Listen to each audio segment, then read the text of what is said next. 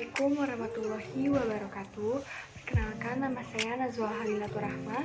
Saya dari kelas 10 MIPA 3. Di sini saya akan menjelaskan tentang infografis Kerajaan Hindu-Buddha. Yang pertama, di sini saya akan menjelaskan tentang Kerajaan Singosari. Kerajaan Singosari adalah salah satu kerajaan Hindu yang tumbuh di Jawa bagian timur. Singosari berdiri menggantikan Kadiri ketika Sri Ranggahrajasa atau Ken Arok menyerbu Daha dan mengalahkan Kertajaya. Kerajaan ini tumbuh menjadi imperium yang kuat dan memperluas cakrawala Mandala sampai dengan Melayu, Tumasik, dan Pahang. Singasari juga melakukan penyebaran pengaruh hingga ke Sulawesi Selatan dan Maluku untuk mengontrol perdagangan rempah-rempah dari timur. Eksistensi Singosari yang begitu besar memunculkan ancaman dari luar atau Mongol dan dari dalam atau keturunan penguasa Kadiri. Pada masa ini, catatan dalam kitab maupun peninggalan arkeologis dapat dibaca dengan jauh lebih jelas dibandingkan dengan periode-periode sebelumnya. Letak dan pandiri Kerajaan Singosari terletak di Jawa Timur, berpusat di Kutaraja atau Tumapel. Tumapel itu adalah kerajaan daerah milik Ken Arok yang didapatkannya setelah mengalahkan Akowuwu Tunggul Ametung. Setelah mengalahkan Kertajaya di Ganter, ia memasukkan wilayah Kadiri sebagai bagian dari kerajaan Tumapel atau Singosari. Pendiri kerajaan ini tidak lain adalah Ken Arok. Menggunakan nama penobatan Sri Ranggahrajasa, ia memulai adanya Wangsa Rajasa yang berkuasa tidak hanya di Singosari, namun sampai dengan akhir masa keemasan Kerajaan Majapahit.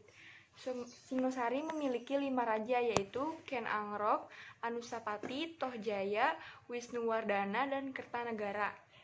Singosari memiliki kehidupan yang beragam dengan cara politik, ekonomi, dan sosial.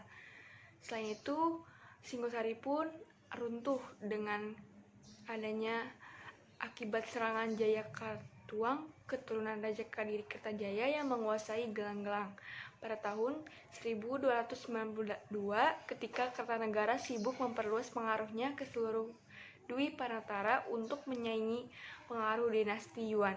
Kondisi dalam negeri melemah dan Jayakatwang memanfaatkan itu dan menyerbu Singosari serta membunuh Kertanegara. Jayakatwang menobatkan diri sebagai penguasa Kadiri, meneruskan Kertajaya dan mengakhiri kekuasaan Singosari. Meskipun Wangsa Rajasa akan merebut kekuasaan kembali melalui Raden Wijaya, namun bukan atas nama kerajaan Singosari. Singosari memiliki peninggalan-peninggalan tertentu, diantaranya peninggalan kerajaan Singosari lebih banyak ada dalam bentuk candi-candi, di mana candi ini berfungsi sebagai tempat pemujaan agama sekaligus tempat pendarmaan figur-figur penting kerajaan. Dari segi geografisnya, Kerajaan Pajajaran ada di Parahyangan Sunda dan Pakuan menjadi ibu kota Sunda sudah tercatat oleh Tom Perez tahun 1513 Masehi dalam The Summa Oriental. Di sini tertulis jika ibu kota kerajaan Sunda memiliki sebutan Dayo atau Dayeuh yang membutuhkan waktu 2 hari perjalanan dari Kalapa yang sekarang menjadi Jakarta. Sebelum didirikannya Kerajaan Pajajaran, ada beberapa kerajaan yang sudah terlebih dahulu didirikan, yakni Kerajaan Tarumanegara, Kerajaan Sunda, Kerajaan Galuh, dan juga Kerajaan Kawali. Kerajaan Pajajaran ini tidak bisa dilepaskan dari beberapa kerajaan tersebut, sebab Pajajaran merupakan kerajaan lanjutan dari beberapa kerajaan tersebut. Kerajaan Pajajaran memiliki kehidupan perekonomian. Kerajaan Pajajaran, masyarakat di zaman Kerajaan Pajajaran hidup dengan bercocok tanam, khususnya menggarap ladang yang menghasilkan beras, buah-buahan, sayuran, serta lada-lada, juga mengembangkan di bidang pelayaran serta perdagangan. Pajajaran memiliki peninggalan sejarah, yaitu Prasasti Cikapundung, Prasasti Hulu Daya, Prasasti Pasir Datar, Prasasti Perjanjian Sunda Portugis, Prasasti Ulu Belu, Situs Karangkamulian, Prasasti Kebon Kopi, dan Prasasti Batulis. Di sini Kerajaan Pajajaran berakhir di tahun 1579 dikarenakan serangan kerajaan Sunda lain yakni Kesultanan Banten. Kerajaan Pajajaran berakhir dengan dibawanya Palangka Sriman Sriwacana dari Pakuan Pajajaran menuju Keraton Surosowan yang berada di Banten oleh pasukan. Ini ada Kerajaan Mataram kuno. Kerajaan Mataram kuno terletak di daerah Medang Kamulan yang memiliki tanah subur. Sebelah barat terdapat Pegunungan Serayu, di sebelah timur terdapat Gunung Lawu, di sebelah utara terdapat Gunung Merapi, Merbabu, dan Sindoro. Di sebelah selatan berdekatan dengan Laut Selatan dan Pegunungan Seribu. Daerah kerajaan banyak dialiri sungai seperti Sungai Bogowonto, Elo, Progo, Opak, dan Bengawan Solo. Awal berdirinya dari prasasti yang dikeluarkan oleh Sanjaya pada Prasasti Canggal bisa dipastikan kerajaan Mataram kuno telah berdiri dan berkembang sejak abad ke-7 dengan rajanya yang bernama Sanjaya dengan gelar Rangkai Mataram Sang Ratu Sanjaya. Masa kejayaan Kerajaan Tarumanagara terbagi menjadi dua periode. Yang pertama pada dinasti Sanjaya dan yang kedua pada masa dinasti Sailendra. Utuhnya kerajaan sepeninggal Balitung Mataram berturut-turut diperintah oleh Daksa, Tulodong, Wawa, dan Empu Sendok. Banyak kisah sejarah yang menunjukkan bahwa terjadi peristiwa perebutan kekuasaan kerajaan Mataram kuno. Pertama, pendiri kerajaan yang merebut kembali kerajaan Galuh. Selanjutnya, pada perjalanannya di kerajaan Mataram kuno dikuasai oleh dinasti Sailendra yang akhirnya terpecah menjadi dua wilayah. Setelah itu, terjadilah bencana alam berupa letusan Gunung Merapi sebagai tanda berakhirnya kerajaan Mataram kuno. Dan yang keempat, di sini ada Kerajaan Kutai. Kerajaan Kutai adalah kerajaan tertua di Indonesia. Bahkan kerajaan ini adalah kerajaan Hindu-Buddha pertama di Indonesia.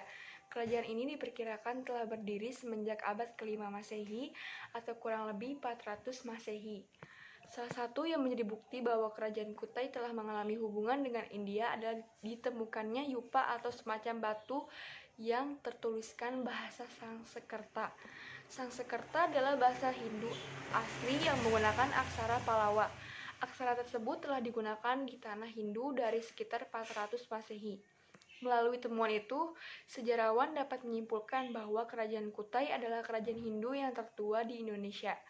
7 prasasti Yupa yang merupakan peninggalan prasasti terpenting Kutai adalah kesatuan prasasti yang masing-masing dipahatkan pada sebuah tiang batu andesit monolit yang disebut Yupa. Prasasti tersebut beraksara Pallava awal dalam bahasa Sangsekerta dengan ciri khas Pallava yang menggunakan box head pada bagian atas sang aksara. Yang kelima ada Kerajaan Kadiri atau Kediri atau Panjalu. Kerajaan ini sebuah kerajaan yang terdapat di Jawa Timur antara tahun 1042 sampai 1222. Kerajaan ini berpusat di Dahana Pura atau Daha yang menjadi bagian kota Kediri sekarang.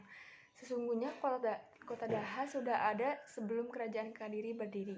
Daha merupakan singkatan dari Dahanapura yang berarti kota api. Nama ini terdapat dalam prasasti Pamuatan yang dikeluarkan Airlangga tahun 1042. Hal ini sesuai dengan berita dalam serat calon Arang bahwa saat akhir pemerintahan Airlangga, pusat kerajaan sudah tidak lagi berada di Kahuripan. Masa-masa awal kerajaan Panjalu atau Kadiri tidak banyak diketahui. Prasasti Turun yang 2 tahun 1044 yang diterbitkan kerajaan Janggala hanya memberitakan adanya perang saudara antara kedua kerajaan sepeninggal Airlangga. Kerajaan Panjalu Kadiri runtuh pada masa pemerintahan Kertajaya dan dikisahkan dalam Paraton dan Nagarakretagama. Yang keenam di sini ada Kerajaan Tarumanagara. Kerajaan Tarumanagara merupakan salah satu kerajaan tertua di Indonesia setelah Kerajaan Kutai.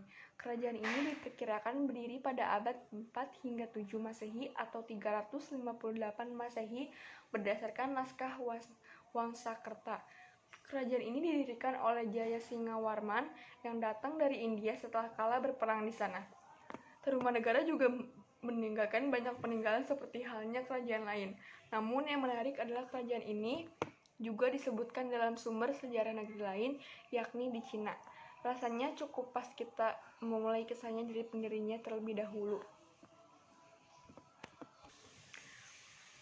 Kerajaan Tarumanegara memiliki peninggalan-peninggalan kerajaannya, yaitu Prasasti Ciareuten, Prasasti Jambu atau Koleangkat, Prasasti Pasir Awi, Prasasti Kebon Kopi, Muara Cianten, dan Prasasti Tugu Lebak. Masa kejayaan Tarumanegara mencapai puncak kejayaannya ketika di bawah pimpinan Purnawarman.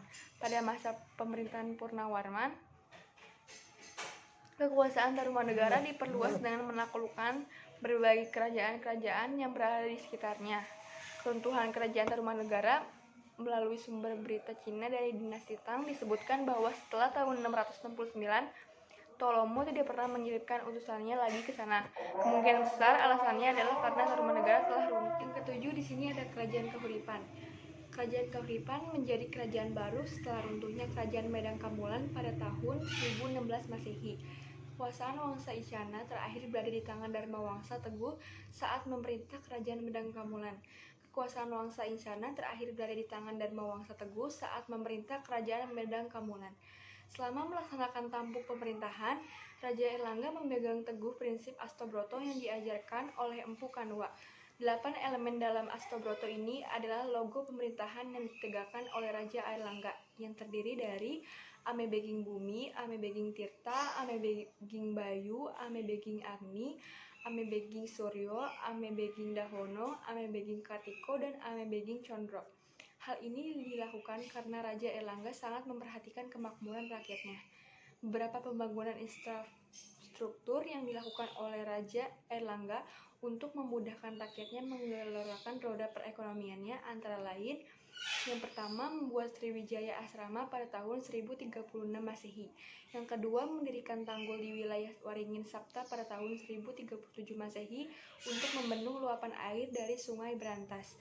Yang ketiga, merekonstruksi bandar penting di muara Sungai Brantas yang bernama Pelabuhan Hujung Galuh. Yang keempat, membangun dan mempersiapkan jalan penghubung daerah kekuasaan di pesisir dengan pusat kerajaan Kahuripan yang ada di pedalaman. Yang kelima, meresmikan tempat pertapaan yang berlokasi di Gunung Pucakan pada 1041 Masehi. Berakhirnya kerajaan ini disebabkan adanya politik perebutan kekuasaan di internal keluarga. Akibatnya, wilayah kerajaan Kahuripan harus dibagi menjadi dua, yaitu Jenggala dan Kediri, untuk mencegah terjadinya pertumpahan darah. Yang kedelapan ada Kerajaan Bali. Kerajaan Bali ini berdiri pada abad ke-8 dan runtuh pada abad ke-14. Konon kerajaan Hindu ini di Pulau Dewata tidak langsung bernama Kerajaan Bali, melainkan Kerajaan Bedahulu. Namun kemudian kerajaan ini tunduk kepada kekuasaan Majapahit. Runtuhnya kerajaan Majapahit ini kemudian menjadi haji mumpung untuk mengembangkan kerajaan Bedahulu. Namun tidak semudah itu. Ada kerajaan yang bernama Kerajaan Gelgel yang mengambil alih kerajaan Majapahit. Setelah kerajaan Gelgel runtuh, kemudian wilayah kekuasaan Majapahit diganti dan dipegang oleh kerajaan Klungkung.